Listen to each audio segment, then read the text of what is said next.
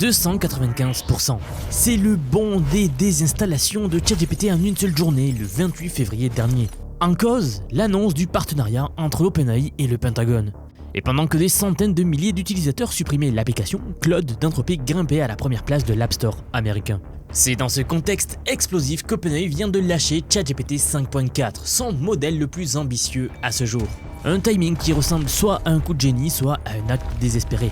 Et après une semaine de tests intensifs, la réponse n'est pas celle que vous imaginez. Ce qui rend cette sortie aussi fascinante, ce n'est pas seulement le modèle en lui-même. C'est ce qu'il révèle sur la direction que prend toute l'industrie de l'intelligence artificielle.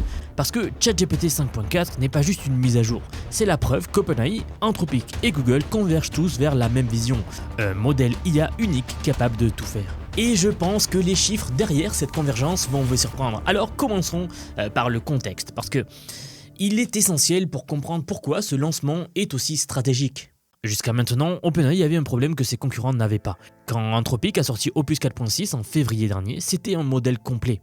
Raisonnement profond, écriture de code de premier plan, personnalité agréable, capacité agentique, le tout en un seul package. Du côté d'OpenAI, il fallait choisir ChatGPT 5.2 pour la conversation, la créativité et l'écriture, ou alors ChatGPT 5.3 Codex pour le code.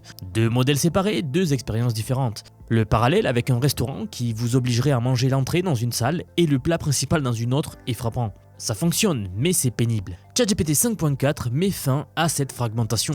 OpenAI a fusionné le meilleur de 5.2 et de 5.3 Codex dans un seul modèle unifié. Et sur le papier, le résultat est impressionnant. Sur le benchmark GDPVal, qui mesure la capacité des modèles à accomplir de véritables tâches professionnelles à travers 44 métiers différents, GPT obtient 83%. Pour mettre ça en perspective, Opus 4.6 Anthropic obtient 78%, et le précédent modèle d'OpenAI, ChatGPT 5.3, plafonnait à 70%. Un bond de 13 points en une seule génération, c'est remarquable. En utilisation bureautique, le modèle excelle. Sans mauvais jeu de mots, il produit des tableaux Excel dignes d'un analyste junior en banque d'investissement, avec un score de 87,3%. Rédige des documents juridiques avec 91% de précision selon le benchmark Big Law, et il crée aussi des présentations structurées. Le genre de tâches qui font le quotidien de millions de travailleurs du savoir. Mais bien sûr, ayant dit cela, il faut que je vous dise que le plus impressionnant n'est pas là. C'est surtout dans l'utilisation d'ordinateurs que ChatGPT 5.4 marque une rupture. C'est le premier modèle généraliste d'OpenAI capable de contrôler nativement un ordinateur. Il voit l'écran des captures, il va pouvoir cliquer, il va pouvoir taper au clavier, il navigue entre les applications. Sur le benchmark OS World, donc qui évalue précisément cette capacité-là, ChatGPT 5.4 atteint 75%, dépassant pour la première fois la performance humaine, qui elle est mesurée à 72,4%. Pour apprécier l'ampleur du progrès, GPT 5.2, le modèle précédent donc, obtenait 47,3%. Nous parlons d'un gain de presque 28 points. Encore une fois, ce qui est fascinant, c'est surtout l'efficacité. Non seulement le modèle est plus précis, mais il utilise beaucoup moins d'appels d'outils pour y parvenir. GPT 5.2 avait besoin de 42 actions pour atteindre son plafond de performance. GPT 5.4 en nécessite seulement 15 pour un résultat bien supérieur. Moins d'actions, moins de tokens consommés, donc moins cher à l'usage. Et c'est là que l'histoire prend un tournant inattendu. Parce que oui, bien sûr, les benchmarks sont excellents. Mais la vraie question surtout, c'est comment se situe ce nouveau ChatGPT face à ses rivaux dans le monde réel ? Et la réponse dépend entièrement de ce que vous en faites, comme un petit moment déjà maintenant. En programmation, par exemple, la situation est nuancée. Sur le SWE Bench, donc le benchmark qui évalue la résolution de bugs informatiques dans de vrais projets, Opus 4.6 conserve la tête, avec 81,8%, contre 77,2% pour GPT. Mais sur le SWE Bench Pro, donc la version la plus difficile, qui utilise des projets privés résistants à la contamination des données d'entraînement, GPT 5.4 reprend l'avantage avec 57,7%, face à environ 46% pour Opus. En raisonnement scientifique pur, c'est Gemini 3.1 Pro de Google qui domine tout, avec 94,3%. Sur le GPQA Diamond, donc un benchmark de questions scientifiques de niveau doctorat. Le tout à un prix inférieur, $2 par million de tokens en entrée contre 2,5 pour ChatGPT et $5 pour Opus 4.6. Je le répète, mais la conclusion est assez claire. Aucun modèle ne gagne sur tous les tableaux en même temps. Chacun domine sa spécialité. C'est très important à comprendre si vous utilisez l'IA. Des fois, vous allez utiliser une IA, vous allez dire « elle n'arrive pas à faire ça », alors que ça se trouve, une autre y arrive. Il faut avoir bien en tête cette nuance dans le monde de l'IA. Parlons maintenant de ce qui se passe en coulisses, parce que le timing de cette sortie n'est pas anodin. Le 27 février, le président Donald Trump a ordonné à toutes les agences fédérales américaines de cesser d'utiliser la technologie d'Anthropic. Quelques heures plus tard, OpenAI annonçait à son tour son accord avec le département de la Défense. Vous pourriez me demander, mais quelle est la rupture avec Anthropic ? Eh bien, l'entreprise de Dario Amodei a refusé de lever ses garde-fous sur 2 points précis. D'abord, le risque d'utilisation pour la surveillance de masse des citoyens américains et le déploiement dans des systèmes d'armement entièrement autonomes. Anthropic a estimé que l'IA n'était pas prête pour ces usages. OpenAI de son côté a accepté le contrat tout en affirmant avoir les mêmes lignes rouges, mais protégées par une architecture différente. Déploiement cloud exclusif, pile de sécurité propriétaire et ingénieurs intégrés dans la chaîne de décision. Sam Altman a lui-même admis que l'accord avait été conclu dans la précipitation. Ce sont ses propres mots. La réaction des utilisateurs a été, on peut dire, immédiate et surtout violente. Des désinstallations de masse de ChatGPT qui sont arrivées. Les avis 1 étoile sur l'App Store ont bondi de 775% en un jour. Claude est devenu numéro 1 dans 6 pays. Plus de 875 employés de Google et d'OpenAI ont signé une lettre ouverte soutenant la position d'Anthropic. Un mouvement baptisé QuitGPT a même organisé une manifestation devant le siège d'OpenAI. C'est dans ce climat-là qu'arrive ChatGPT 5.4. Et soyons honnêtes, OpenAI avait besoin vraiment d'un coup d'éclat technique pour changer la conversation, car ils sont clairement dans une pente descendante. La question est de savoir maintenant si le produit est à la hauteur de cette ambition ou pas, ou s'il s'agit d'un écran de fumée. Après avoir testé le modèle assez intensivement, la réponse est sans ambiguïté. Oui, le modèle est réellement excellent, encore une fois pour des tâches précises. Quel que soit le contexte politique, ChatGPT 5.4 représente un saut technique significatif. Ok, alors maintenant la suite va vous faire comprendre pourquoi c'est crucial pour vous personnellement, qui utilisez l'IA ou qui pensez utiliser l'IA. L'un des aspects les plus sous-estimés de ce ChatGPT, c'est surtout sa fenêtre de contexte d'1 million de tokens dans l'API. Pour visualiser ce que ça représente, c'est l'équivalent d'environ 7 romans complets. Vous pouvez lui donner un projet de code entier, l'intégralité d'un contrat de 500 pages ou toute l'historique d'un dossier juridique, et il va maintenir la cohérence de bout en bout. Du moins, il va essayer. Jusqu'à présent, seul Gemini de Google et Claude Opus 4.6 d'Anthropic offraient cette capacité-là. OpenAI veut combler ce retard. Autre innovation notable, le Tool Search. Donc, au lieu de devoir configurer manuellement quels outils le modèle peut utiliser, le nouveau ChatGPT est maintenant capable de trouver et d'utiliser le bon outil parmi un vaste écosystème de connecteurs. Sur le benchmark MCP Atlas, cette approche a réduit la consommation de tokens de 47%, tout en maintenant la même précision. Pour les développeurs qui construisent des agents autonomes, ça va être un changement majeur. Le modèle devient aussi plus fiable factuellement. Les affirmations individuelles de ChatGPT 5.4 ont 33% moins de chances d'être fausses que celles de ChatGPT 5.2. Et ses réponses complètes coûtent 18% de moins. Les hallucinations reculent, lentement mais sûrement.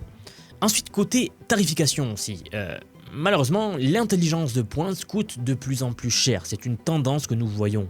La dernière version de 5.4 standard est facturée à 2,50$ par million de tokens en entrée et 15$ en sortie. C'est plus que ChatGPT 5.2, mais nettement moins cher qu'Opus 4.6 et c'est 5$ en entrée. La version Pro, destinée aux tâches les plus exigeantes, grimpe lui à 30$ en entrée et 180$ en sortie par million de tokens. Des montants qui feraient pâlir n'importe quel directeur financier, mais qu'OpenAI justifie par une efficacité accrue en tokens. Le modèle résoudrait les problèmes avec moins de tokens qu'avant, ce qui compense en partie la hausse unitaire. Ce qui est frappant quand on prend du recul surtout, c'est la vitesse à laquelle ces modèles arrivent. Opus 4.5, puis Opus 4.6, Sonnet 4.6, ChatGPT 5.2, 5.3 Codex, il y a maintenant 5.4, Gemini 3.1 Pro il y a 2 semaines, un modèle frontière quasiment toutes les semaines. Ce rythme effréné raconte une histoire importante. Les laboratoires ont résolu leur cycle de pré-entraînement. Les modèles cuisent en continu. Et dès que le palier de performance est atteint, une version est découpée et expédiée au public. Il y a moins d'un an, OpenAI était en difficulté sur ce front. GPT 4.5 était massif, lent et coûteux. Il a été quasiment abandonné.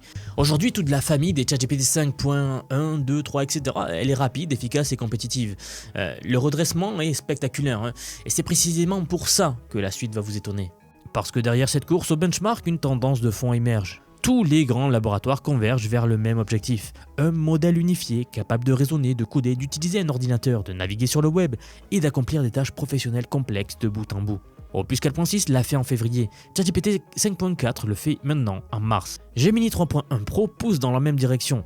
La fragmentation entre modèles de raisonnement, modèles de code, modèles généralistes est en train de disparaître. Ce que ça signifie concrètement, c'est que l'IA professionnelle entre dans une phase d'accélération sans précédent. Pour une entreprise en France ou dans le monde francophone, que vous soyez indépendant, créateur de contenu ou salarié, ces modèles ne sont plus des curiosités technologiques. Ce sont des sortes de collègues numériques, entre guillemets, capables de produire un travail de qualité professionnelle en quelques minutes seulement, là où un humain aurait mis des heures. Rédiger un contrat, analyser un bilan comptable, débugger un code de production, créer une présentation client, etc.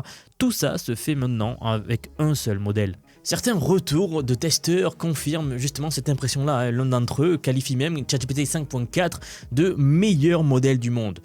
Bon, en précisant que la version Thinking lui suffit désormais pour toutes ses tâches, là où il utilisait auparavant les modèles Pro bien plus coûteux. Mais encore une fois, bien sûr, cela va dépendre de votre utilisation, de pourquoi vous utilisez l'IA. Un autre développeur rapporte que son équipe avait planifié une refonte technique importante pour fin mars, estimant qu'aucun modèle existant ne pouvait la gérer. ChatGPT 5.4 l'a résolu en une seule passe. Des limites subsistent bien sûr, il y en a quelques-unes, donc le design d'interface par exemple qui reste inférieur à ce que produit Opus 4.6 et Gemini. Le modèle peut parfois manquer de bon sens contextuel.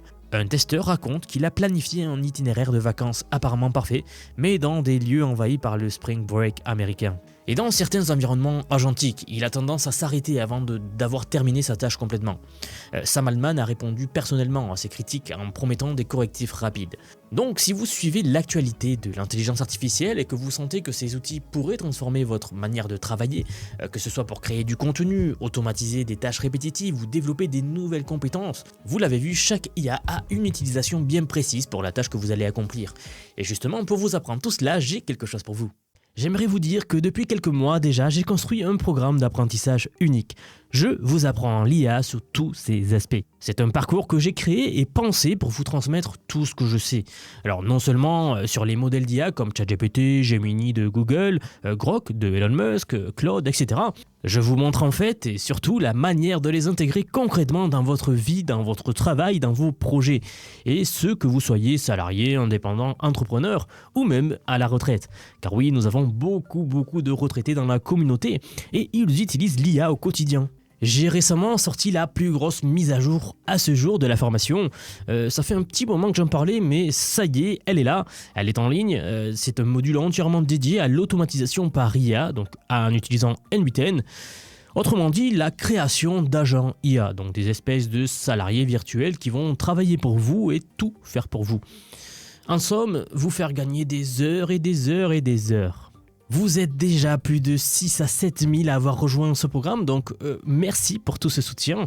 Et enfin, sachez qu'il n'y a pas besoin d'être développeur, pas besoin d'avoir un profil technique. Je vous prends par la main et pas à pas, avec des leçons vidéo claires, des cas concrets pratiques, on voit tout ce qui touche à l'IA. Dernier point, mais pas des moindres bien sûr, si vous nous rejoignez aujourd'hui, vous aurez accès à toutes les évolutions du futur. Sans surcoût, accès illimité à vie à tout ce que je veux vous apprendre. Donc aujourd'hui, c'est un paiement unique, ce n'est pas un paiement mensuel, c'est juste un paiement unique et vous aurez accès à vie à toutes les mises à jour que je vais faire en permanence et que je fais en ce moment même d'ailleurs. Donc si cela vous intéresse, vous avez les liens en dessous de la vidéo, donc soit en description, soit en commentaire épinglé pour nous rejoindre. Dans tous les cas, moi je serai très heureux de vous accueillir dans le programme Vision IA. Si vous êtes encore là, merci d'avoir regardé cette vidéo jusqu'au bout et je vous dis à très vite pour la prochaine vidéo. À bientôt.